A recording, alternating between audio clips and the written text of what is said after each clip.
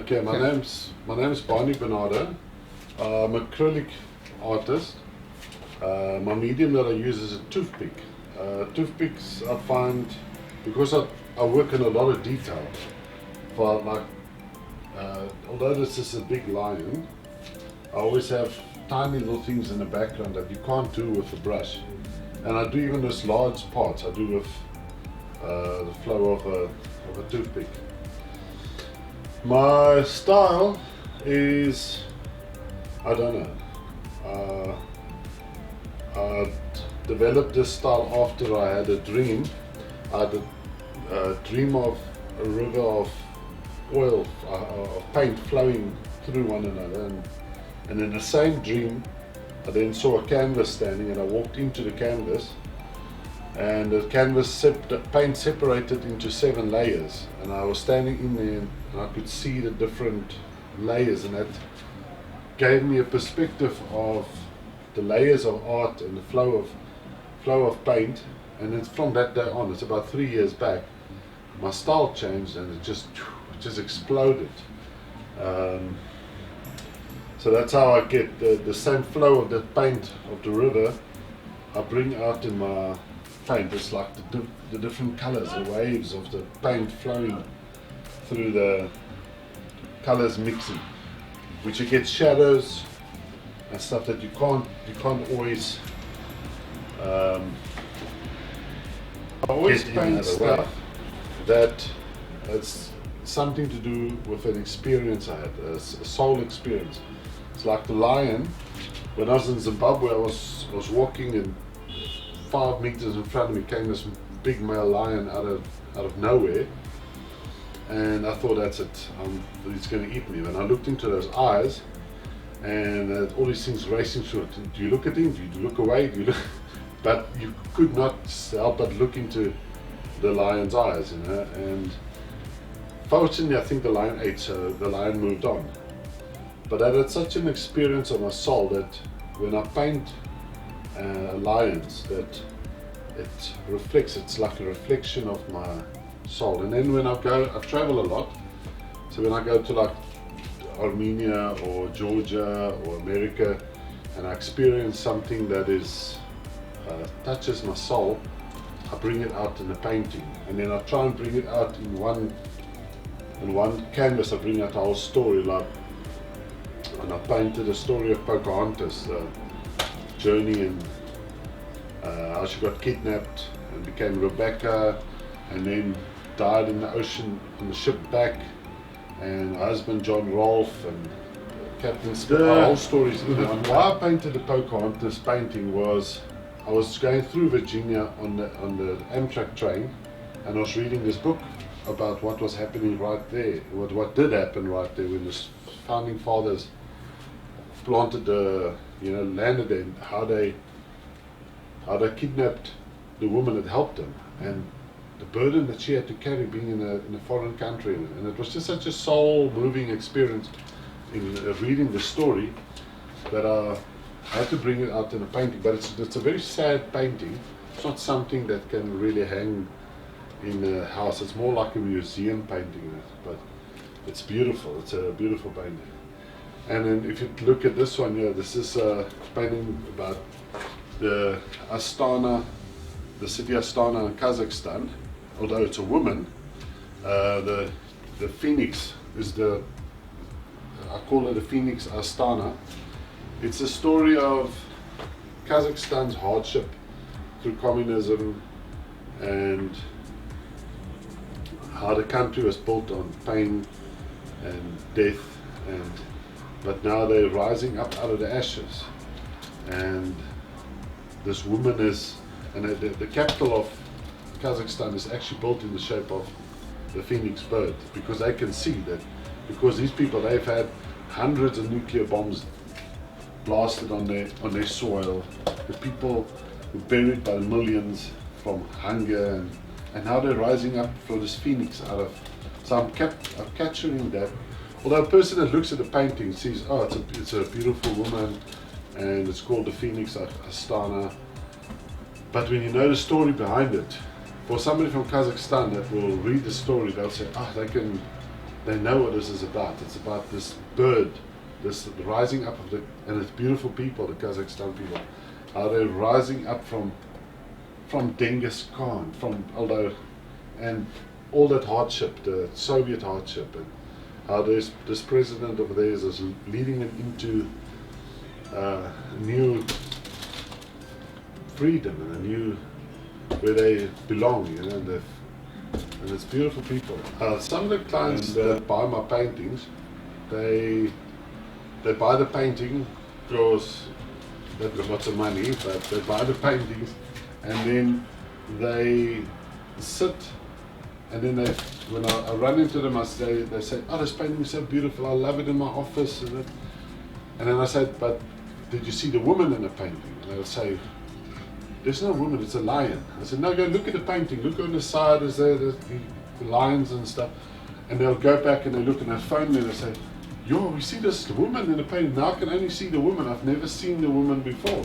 And I say, but have you seen the city at the background?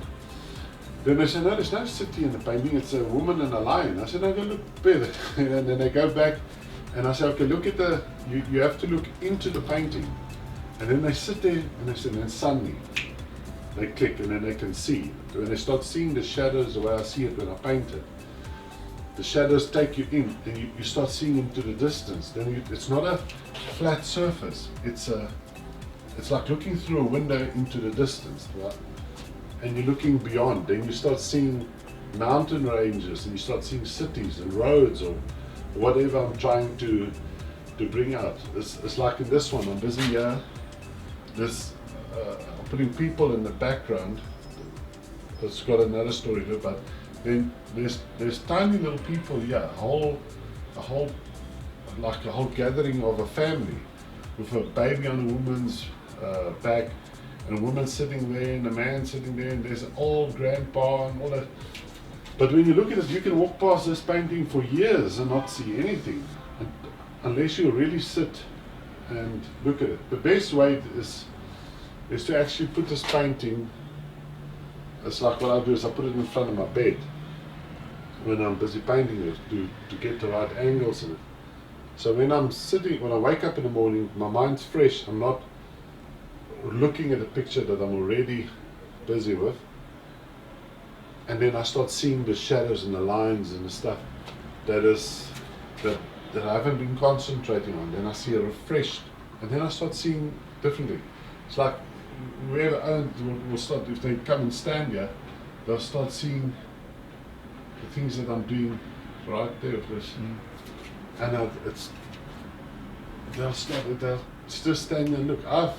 Sometimes art students stand and they just look, and I say, okay, now look there, and look at that line there. Sometimes one thing, you can see that. With my paintings, a lot of times, one thing will be a lot of other things. It depends on the angle that you look at it, or the mood that you're on the day. Sometimes the mood changes according to the person, because